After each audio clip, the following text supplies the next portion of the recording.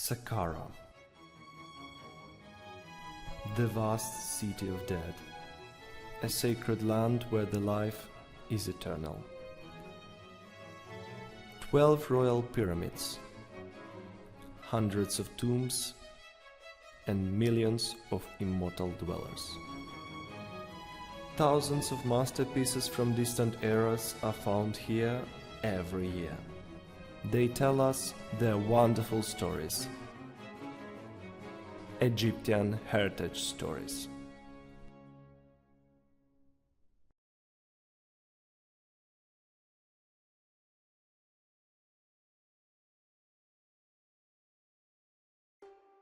Our story begins in 1860, the year when Mohammed Said, Pasha of Egypt, allowed the French Egyptologist and archaeologist Auguste Mariette to set up 35 new dig sites throughout the country.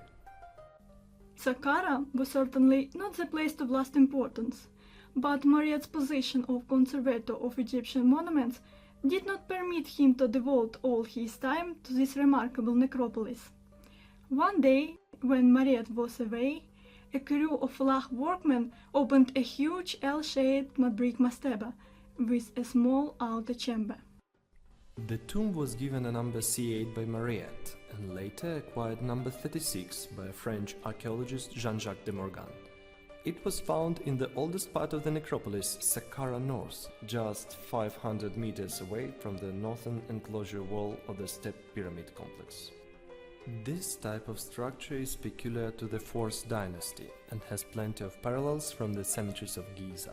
Towards the northern part of the substructure is a large pit, about 3 meters square, still standing open.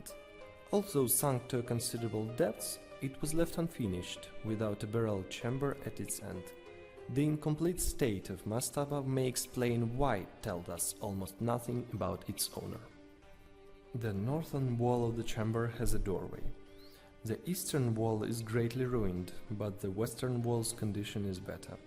The southern wall, also damaged, contains a niche opposing the door.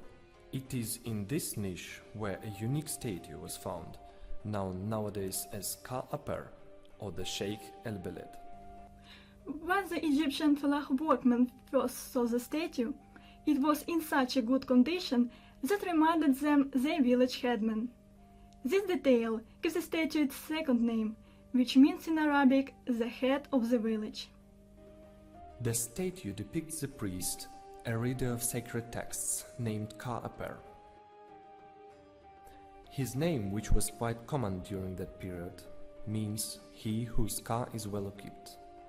He bore the sole priestly title Heritep, chief lector priest, which is written with his name on a magnificent red granite stele. The stele is formed of a single block standing against the western wall of the chapel. The priest is depicted in a realistic style as an aged man with a neat haircut, a round face and full cheeks. His eyes are inlaid in an ancient technique.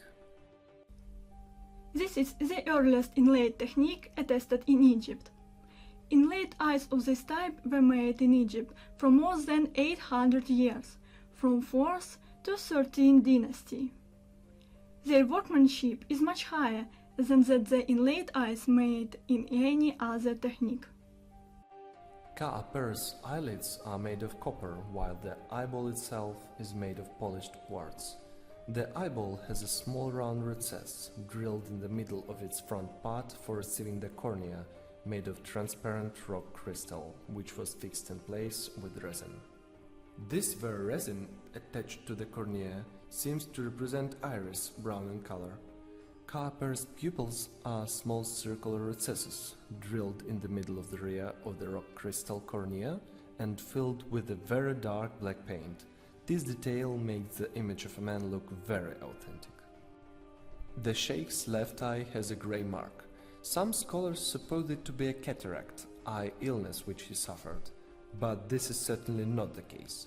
Such a mark can be produced by wrinkling of the resin under the cornea, which disrupted resin's tight fit to it. Kaaper is depicted walking, the left foot forward. His right arm is straight alongside the body, and once held a rod, now lost. The left arm, being a modern copy, is bent, holding a staff representing the dignified rank of the personage, although not of royal descent. The trunk of the statue is carved in fine sycamore wood.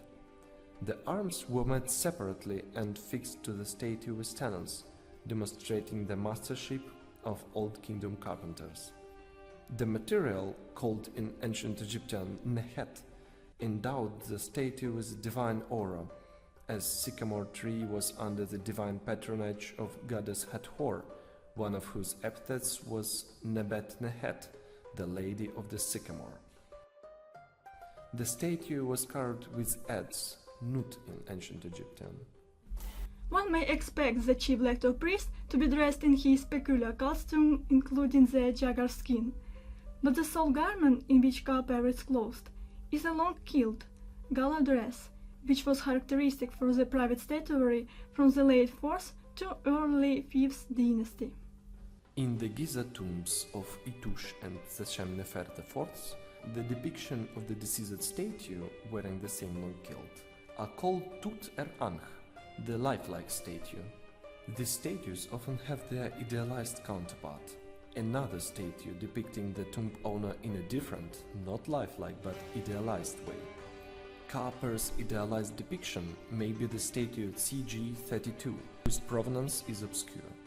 It was found somewhere in Saqqara north by Marriott expedition in 1860, the very year when the Sheikh's mastaba was found. This statue has a pretty realistic thin face, a fit body and wears a Nubian wig, a curly short wig hiding ears, typical of the Old Kingdom. The whole statue was once covered with stucco and then painted. Today only small traces of the red coloring exist on skin and the black on the wig. The eyes are inlaid in the same ancient technique as in the Sheikh's statue. The arm's position is the same as the Sheikh's. The lower part of the statue, the right hand and the scepter it held in its left hand were lost. The idealized statue may have stood in the same niche in the southern wall of the chapel, as there is enough place for both sculptures. Definitely nothing is known about Kaaper's family or career. The one thing that we know, however, is that he possibly had a wife. This wooden statue was discovered in the same mastaba as Kaaper's, lying in the sand near the chapel's entrance, and though must belong to his wife. It shows a noble lady with a round face, wearing a wig covering her ears, with a straight hairstyle and a central parting, which is commonly found in the female figures of the Old Kingdom. Her name is unknown. The lady's eyes are not inlaid, but are carefully chiseled of wood. Carved in a dark wood, the statue was originally, like those both of Kaaper, covered with white stucco and paint. She once stood upright, clothed in a long-tied dress and a white collar called in ancient Egyptian usech, which means white collar. Her torso is thin and straight. The sculpture's arms were also made separately and attached to the bust with pegs. Unfortunately, they have decayed, as did the legs and the platform of the statue. This is why on the worldwide exhibition at Paris in 1867 she received far less attention than her renowned husband, although the quality of craftsmanship is virtually the same. Presented in a pavilion with such masterpieces of ancient Egyptian sculpture as Khafra statues, images of Amenerdis and scribe Kai, the Sheikh el-Beled and his wife became widely known. The exhibition gave a significant impetus to further research connected with Sheikh's provenance, life and career. This masterpiece was made about 4,500 years ago, and we still cannot desist admired it.